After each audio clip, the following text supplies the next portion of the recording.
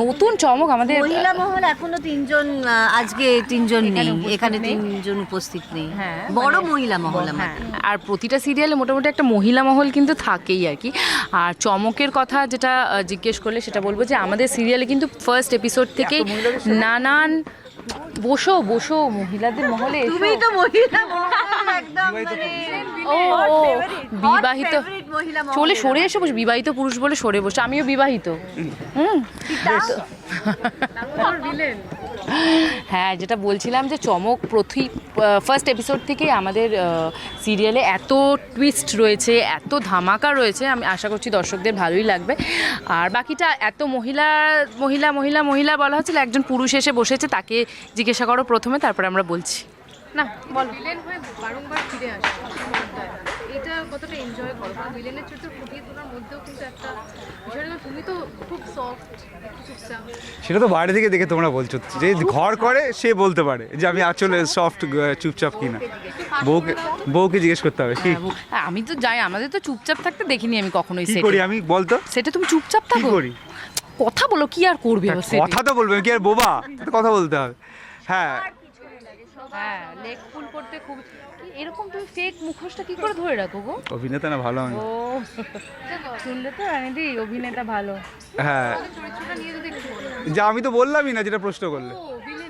সত্যি মানে আমি না এই যখন থেকে সাহেবের বিয়ের প্রস্তাবটা শুনেছে তখন থেকে ব্লাশ করছে। হ্যাঁ, তো মজা লাগে, বারবার ফিরে আসতে মজাই লাগে, চ্যালেঞ্জও একটা বড়। এবং এই আমি সত্যি ব্লেস যে আমাকে এই দায়িত্বটা দেওয়া হয়।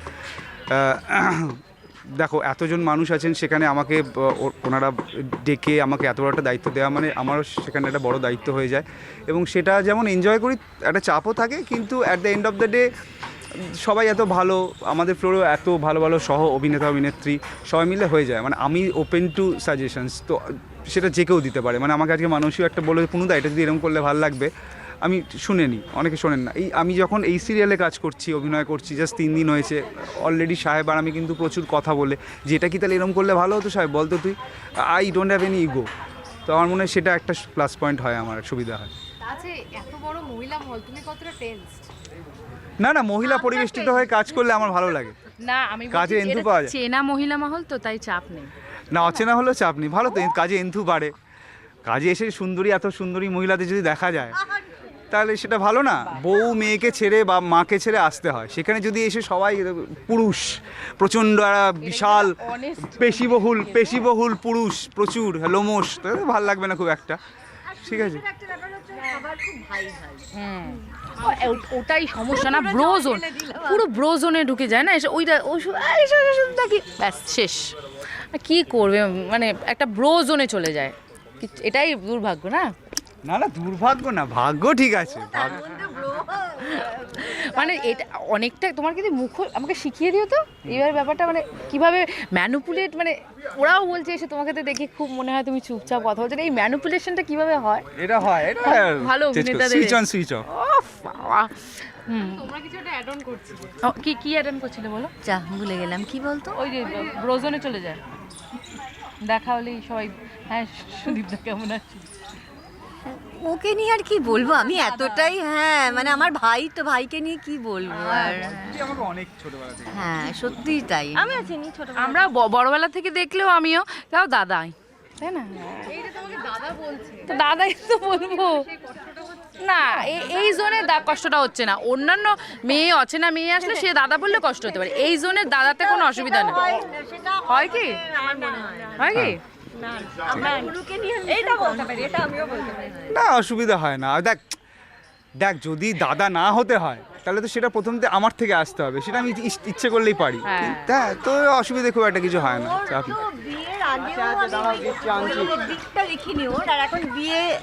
বিয়ের আগেও আমি সুদীপের এই দিকটা দেখিনি, এখন বিয়ে হয়ে গেছে, বাচ্চা হয়ে গেছে, আমি যখনই সুদীপকে দেখি ফ্লোরে ঢুকে শর্ট শুরু হওয়ার আগে যতটুকু মানে এতটুকু সময় পেলেও আমি দেখি ভিডিও, অনেকে ওর বউকে ভিডিও কল করেছে, করে বাচ্চাকে দেখছে, হ্যাঁ পুচকিকে দেখছে। তো সুতরাং মানে ওকে নিয়ে আর কিছু আসল বিষয়টা বলছি যে তুমি যদি সম্পর্কে থাকা অবস্থায় মানে আমি তো হ্যাপিলি ম্যারিড, ঠিক আছে, এদিক ওদিক করো, সেটা ঘুরে আসে, ঠিক আছে। আমি খুবই ভীতু মানুষ, আমি একদমই রিস্কে যেতে পছন্দ করি না, ঠিক আছে। আমি ভালো আছি, সুন্দর আছি, আমার জামা কাপড় থেকে শুরু করে খাওয়া দাওয়া থেকে শুরু করে টাচুর সমস্ত বউ ঠিক করে দেয়, আমাকে কোনো দিকে ভাবতে হয় না। মেয়েকে বউ ট্যাকেল করে, ঠিক আছে, এই সারাদিন বউ ট্যাকেল করার পরও আমি যাওয়ার পর মেয়ে কাউকে পাত্তা দেয় না, এটা একটা পজিটিভ আমার দিক আর কি। আমি কলার মেয়েরা একটু বাবা একটা আমি কলার তুলে খুলি। এইবার এই যে পুরো সেট আপটা, এই সুন্দর একটা সেট আপ, এই সেট আপটা আমি কেন নষ্ট করবো শুধু এদিক ওদিক করতে গিয়ে? আমার কোনো দরকার নেই, সিম্পল হিসেবে। এই তো হয়ে গেল। এটা কৌশম্বীও বলে কিছু ভাবছিল, আর সবচেয়ে শান্ত মানে পিয়াল। কৌশাম্বী তো আমাকে হিরো হিসেবে পেয়েছে, জিজ্ঞেস করুন।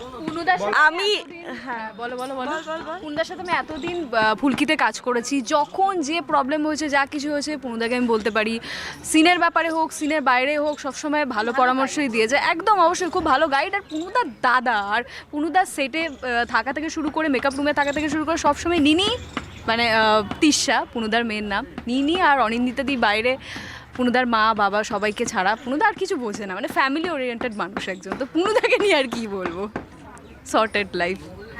কৌশম্বী যেটা বলছে, হ্যাঁ পুনুদার সাথে পুনুদা আমার হিরো হয়েছে, তারপরেও আমরা বহু বছর একটা প্রজেক্ট করেছি ফুলকি, সো সেখানেও একটা বিশাল ভালো বন্ডিং, মানে পুনুদার সাথে অফ ক্যামেরা অন ক্যামেরা, মানে অন ক্যামেরা তো যেরকমই চরিত্র হোক, অফ ক্যামেরা প্রচুর গল্প করা যায়। সবাই ভালো বলছে। হ্যাঁ প্রচুর, সব মানে প্রচুর গাইড করে, অত্যাচারটা করি সেটা তোর সাথে না প্রচুর অত্যাচারও করে, প্রচুর লেগ পুল করে, এটাও খুব সত্যি কথা, কিন্তু এরকম ভালো লোক হয়ও না। যদি আমি ওই চারজনের মধ্যে বলি, কাকে অত্যাচার? কাকে সবচেয়ে বেশি অত্যাচার আমাকে বেশি অত্যাচার কে করে? আমাকে অত্যাচার করে ও ডোনা, মানে কৌশাম্বী মাঝে মাঝে একটু অত্যাচার করতে চায়, পেরে ওঠে না খুব একটা আমার সাথে। এই যে পার্সেন্টেজ আর আছে আমার সাথে আছে অনিদি, হ্যাঁ, অনিদি আছে, ওরা খুব চেষ্টা করে কিন্তু পারে না, খুব একটা করে উঠতে পারে না। না আমি কিছু ভাবছি না, কারণ আমি তো একটাই প্রজেক্ট করেছি, সেখানে গোপদাড়ি লাগিয়ে আসতো। আর আমার সেখানে কত 65 বছর বয়স ছিল, 65 বছর বয়স ছিল আর কি। তাও আমরা ওই শটের মাঝখানে যতটা ইয়ার্কি মারা সবাই মিলে মারি। এখানেও একটা প্রবলেম হয়েছিল, পুনুদাকে দিয়ে সেটা সলভ করিয়েছি, আর বললাম না। না হ্যাঁ ঠিক আছে, কিছুই না, আমরা বাড়ি ছাড়া আমরা তো এখানে 14টা ঘন্টা থাকি, এখানে একটু মজা করে আনন্দ আহ্লাদ না করে থাকলে খুবই চাপ হয়। ওরম করে কেন কাজ করবো? যেখানে 14 ঘন্টা থাকবো সেখানে তো একটু ভালো করে থাকতেই হবে। ভালো হাসি মজায় থাকি, হাসি দাওয়া খাওয়া দাওয়া আমরা সবই করি, কিছুই এখন খুবই মজা।